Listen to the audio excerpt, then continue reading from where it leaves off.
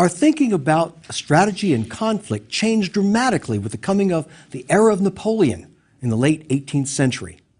Now, the American and French revolutions of that century dramatically altered the international political and social landscapes. These revolutions gave birth to new forms of government rooted in the values of the Anglo-Scottish Enlightenment and in the Continental Enlightenment of the previous 100 years.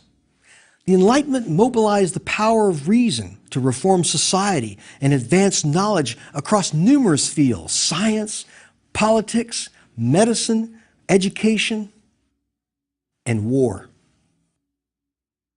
It was inevitable that Enlightenment emphasis on reason and exploration of fundamentals of social life would prompt new thinking about war. Intelligent men began to question the way we think. They questioned the way we compete, and they questioned the way we think about competing. Now, the 18th century works of the great French general Maurice de Saxe and of Frederick the Great began to line the outlines of battle principles that would lay the groundwork for Napoleon Bonaparte. Maurice de Saxe, in a work published posthumously in 1757 called Reveries on the Art of War, revived and extended the Roman insights transmitted by Vegetius. Frederick the Great's most important achievement came in the ability to drill large numbers of troops so effectively that they could, for example, fire their weapons twice as fast as the enemy. Now, it is with Napoleon, one of the greatest European soldiers ever to stride the stage of history, that we mark the dawn of the modern era of strategic thinking. All of the elements for a military strategic revolution were present: new thinking, new technologies, and increasing populations. All that was needed was the melding of the right man with the moment to assemble them to powerful effect. Now, the ascension of Napoleon to the role of Europe's greatest soldier came as a result of this perfect storm. We now look at Napoleon's genius and the two great theorists of the 19th century who interpreted his battles for us: Antoine Jomini and Karl von Clausewitz. Now, we study Napoleon to discover lessons, deep lessons, in how strategy has developed from its ancient forms, how it's progressed and come to terms with an environment that changes constantly, and how it can confer competitive advantage in the goals we pursue. Napoleon himself urged careful study of the greatest generals in his famous maxim number 78. Read and reread the campaigns of Alexander the Great, Hannibal, Caesar, Gustavus Adolphus, Turenne, Prince Eugene, and of Frederick the Great. Model yourself after them. That is the only means of becoming a great captain and of acquiring the secrets of the art of war. Your genius, enlightened by this study, you will then reject every maxim contradictory to those of these great men. Now, the Napoleonic era stretched roughly from 1799 to 1815, and this was a 16-year period that saw the military and political rise of Napoleon Bonaparte. His rise paralleled the fall of the French monarchy and success of the French Revolution in 1789. Napoleon named himself emperor in 1804, and he became for a time the master of all of continental Europe, and he sought to spread the ideals of the French Revolution: liberté, égalité, fraternité. Now, Napoleon reformed the French legal system, and he introduced the Napoleonic Code, the influence of which can still be seen and felt in the modern civil law constructs of 21st century Europe. His greatest fame, however, stems from his many military victories over a series of European coalitions. Napoleon exemplifies strategic thinking in that he demonstrates the power of ideas over material resources. He often fought and won against numerically superior forces, which leaves us with the question: how did he do it? Thorough preparation and development of superior capabilities, superior strategy based on superior capabilities, and crisp execution of the proper tactics to fulfill that strategy. The contribution of Napoleon to strategic thinking is manifold. Throughout his career, the great general would record his insights, and they're distilled in a famous volume called The Military Maxims of Napoleon. They're useful, and they are pithy, and I think they'll delight you as much as they delight me. His own maxims serve even today as a practical guide of how a great strategic mind approaches tactical problems and weaves their solution into a coherent whole. You solve these tactical problems not singly, but in a comprehensive, linked fashion that is designed to achieve greater aims. Now, Napoleon's thinking was so clear, so purely focused on the battlefield, that his axioms speak with immediacy, like thunderbolts from the past. An army which cannot be reinforced is already defeated. The moment of greatest peril is the moment of victory. An army ought to be ready every moment to offer all the resistance of which it is capable. There is only one favorable moment in war. Talent consists in knowing how to seize it. And a commander-in-chief ought to ask himself several times a day, if the enemy should appear on my front, on my right, on my left, what would I do? And if the question finds him uncertain, he is not well placed, he is not as he should be, and he should remedy it. Now, Napoleon recognized that some people view strategy as a checklist of techniques. The unspoken assumption here is, if you learn the techniques, well, then you too can be a great general. Now, this is possibly the greatest danger for us as strategic thinkers today. To think of strategy in this one-dimensional manner, to think of strategy as static or as a formula. On this point, Napoleon said, "Unhappy the general who comes on the field of battle with a system." Napoleon himself understood well this paradox. The best plan, the best strategy, can be overturned by its very implementation. Napoleon said this, "In war, theory is all right so far as general principles are concerned, but in reducing general principles to practice, there will always be danger."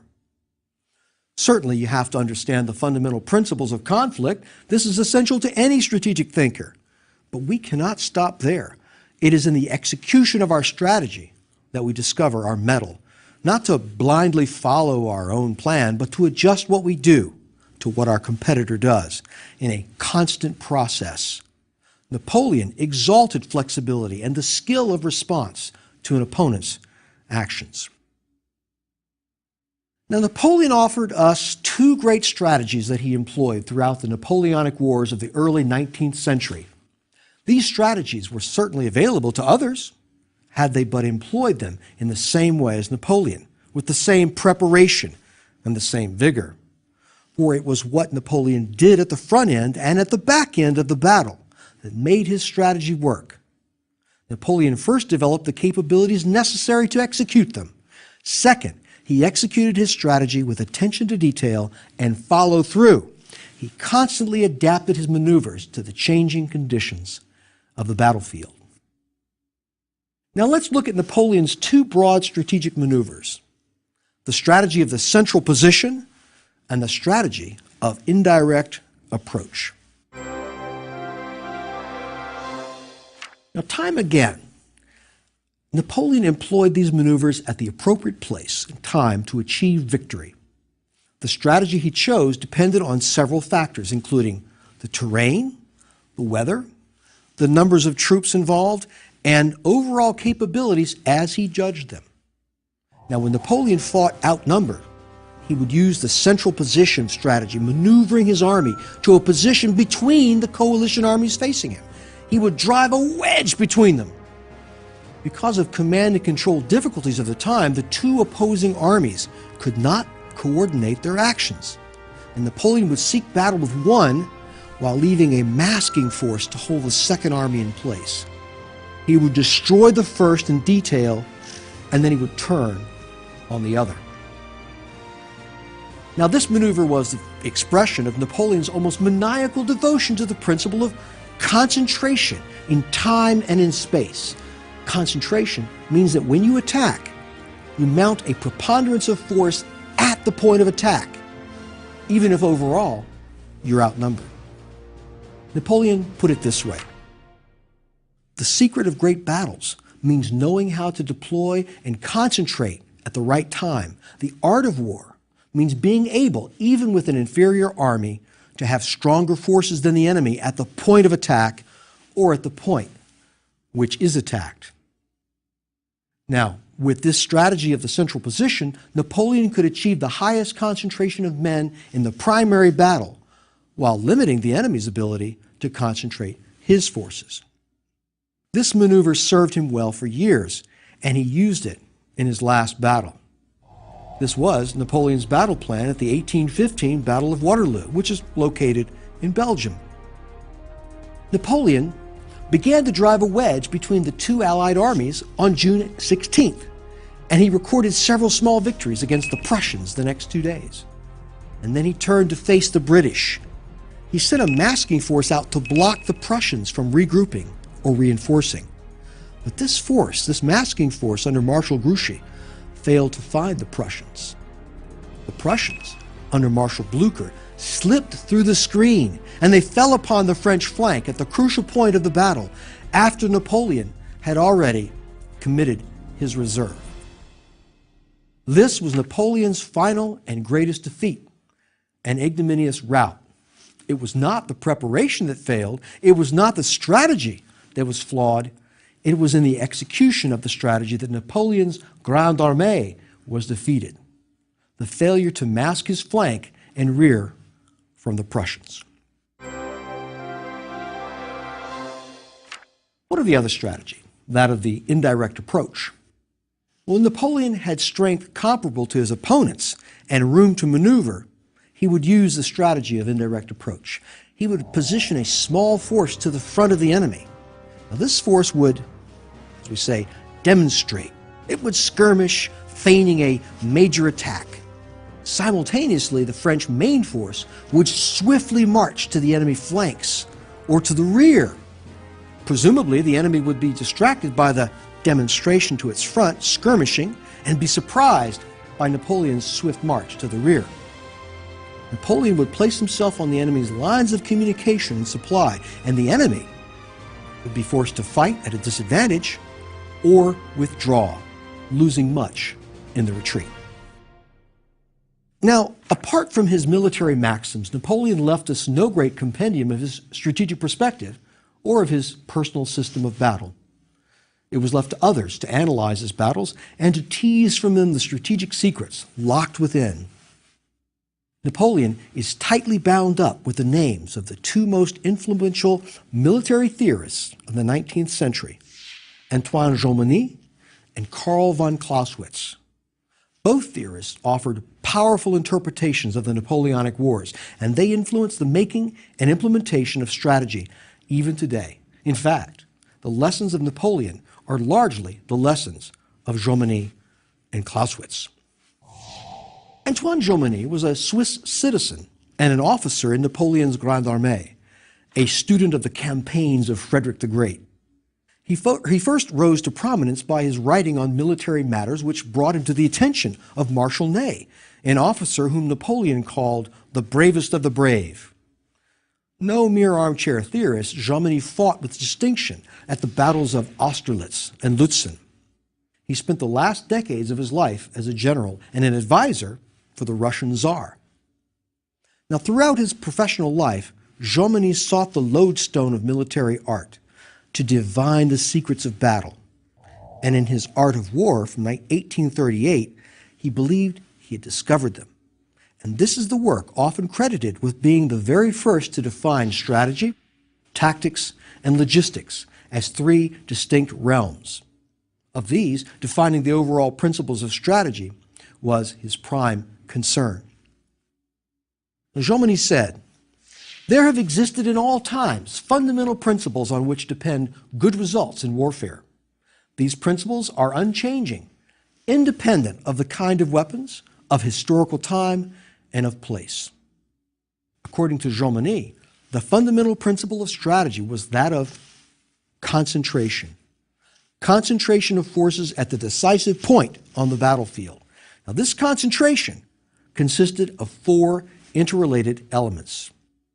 First, bringing by strategic measures most of your forces to bear upon the decisive areas of a theater of war and upon your enemy's communications without compromising your own.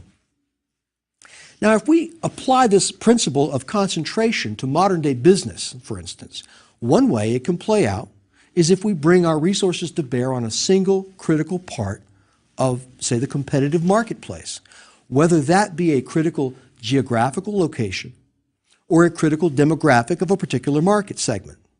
In this way, we can match or overmatch a larger competitor in a particular slice of the market. Second, maneuvering to engage your major forces against parts only of those of the enemy. Third, by tactical maneuvers to bring major forces to bear on the decisive area of the battlefield or on that part of the enemy's lines that it's important to overwhelm. And finally, fourth, ensuring that these masses of men brought to bear at that decisive place are put into action fast and together to make a simultaneous effort. Now, this means that it isn't enough to concentrate your resources at a critical place and time. Your organizational control must be such that you can deploy those resources to achieve your goal, whether that goal is to destroy an enemy army or to surprise a competitor with a market launch that floods a particular market segment with a new product. Now, in addition to the principle of concentration, Jomini brought geometric precision to strategy and tactics. I mean this literally. Jomini believed in the geometry of war. He introduced geometric principles of angles and force to space ratios into analysis. Jomini developed 12 geometric orders of battle. Now, these orders of battle consisted of specific geometric formations, ways to engage an enemy. And these basic geometric formations included parallel, the L shape, reinforcing of the wings, reinforced center, oblique line, a concave line, a concave broken up into an echelon with successive waves or units of troops, center attack plus one wing attack. The wise general chooses whichever order of battle is in accord with the appropriate principle. In this, Jomini has been criticized as the ultimate reductionist, reducing strategy to a checklist. No, Jomini was far from being this simplistic.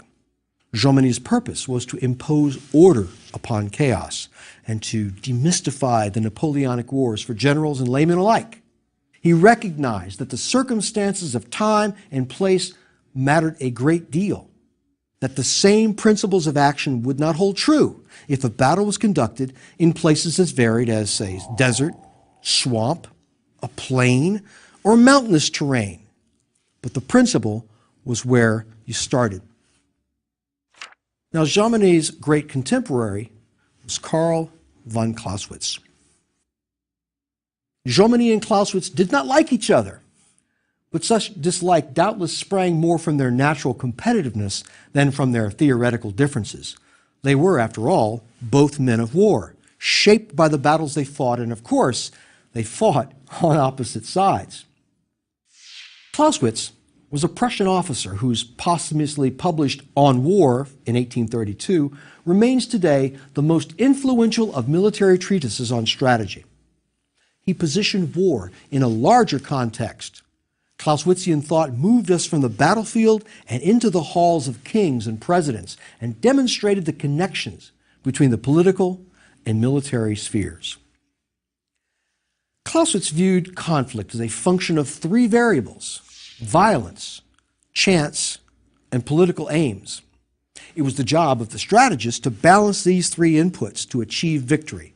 Now, of the three, the variable with the most relevance for us as strategic thinkers is that element of chance, the interplay of the military commander's courage, his talent, and skill with the capabilities at his disposal as pitted against an opponent. Now, in this grappling with an opponent in the furor of battle, Clausewitz believed that the commander's insight in the face of chance was the key to victory. And he called this coup d'oeil, the glance of the eye, or the lightning insight. And this is one of the greatest contributions of Clausewitz, this notion of swift and intuitive decision-making in battle. Only recently has cognitive psychology even caught up with Clausewitz.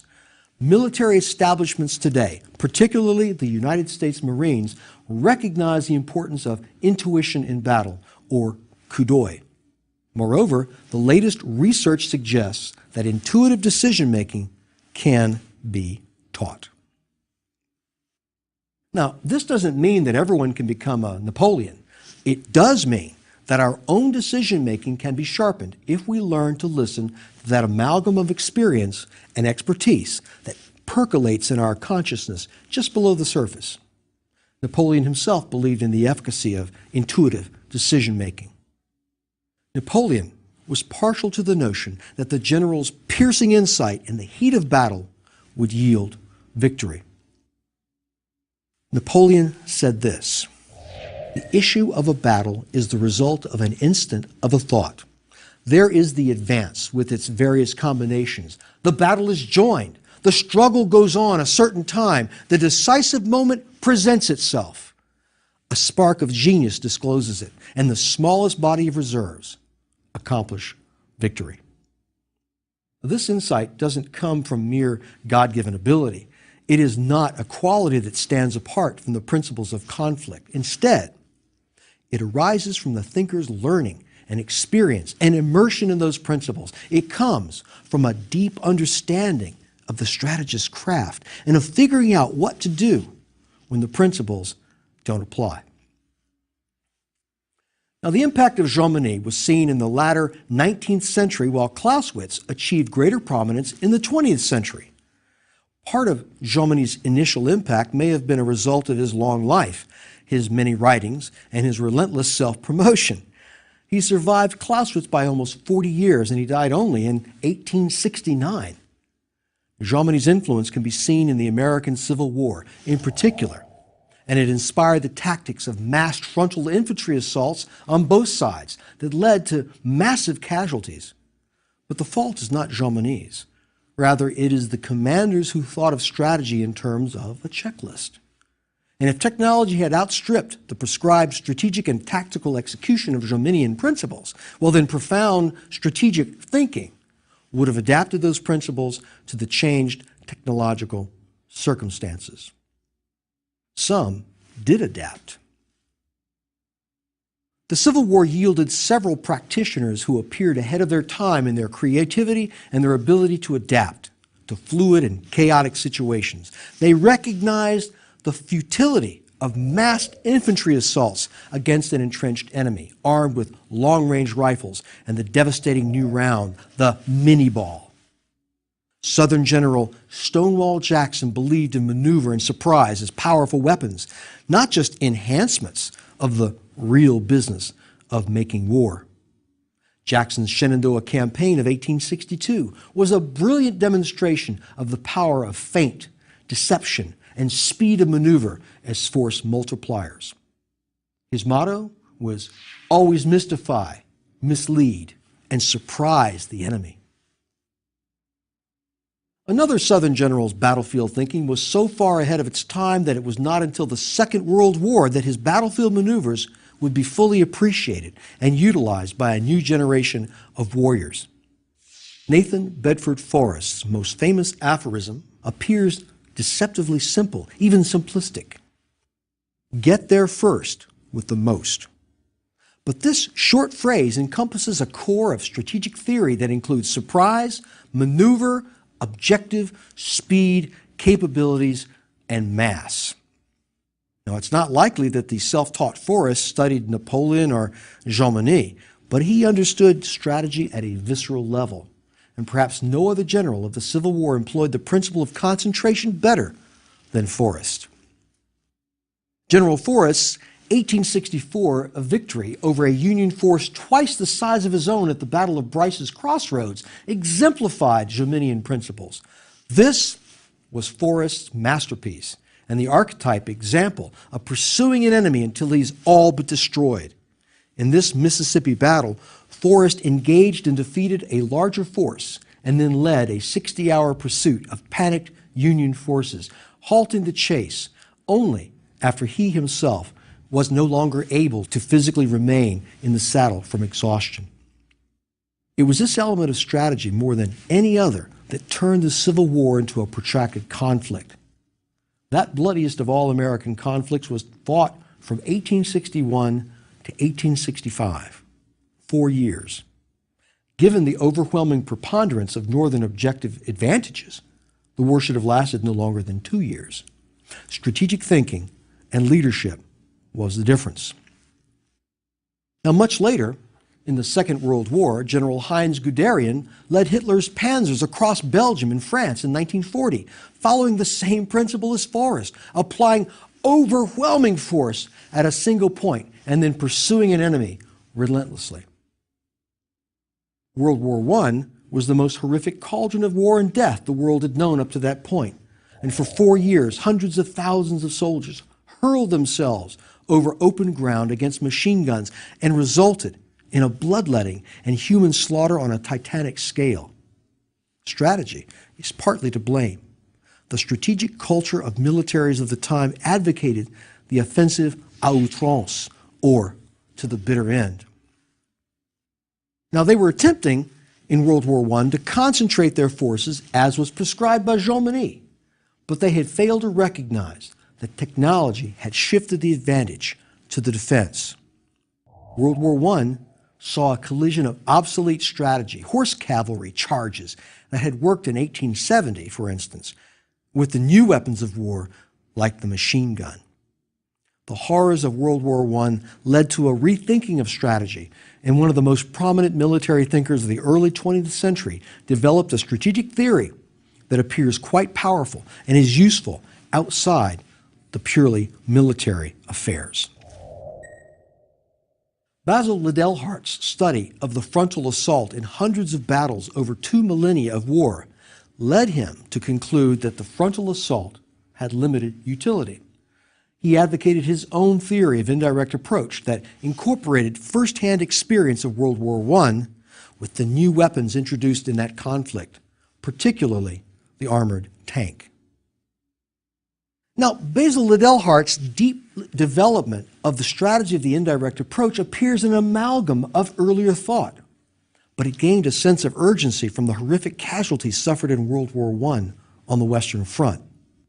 As we moved from World War I into a new era of warfare in the 1930s, other strategic theories emerged as responses to changing conditions, political as well as technological. And one of the most notorious of these was the field of geopolitics, made notorious by its most enthusiastic proponents.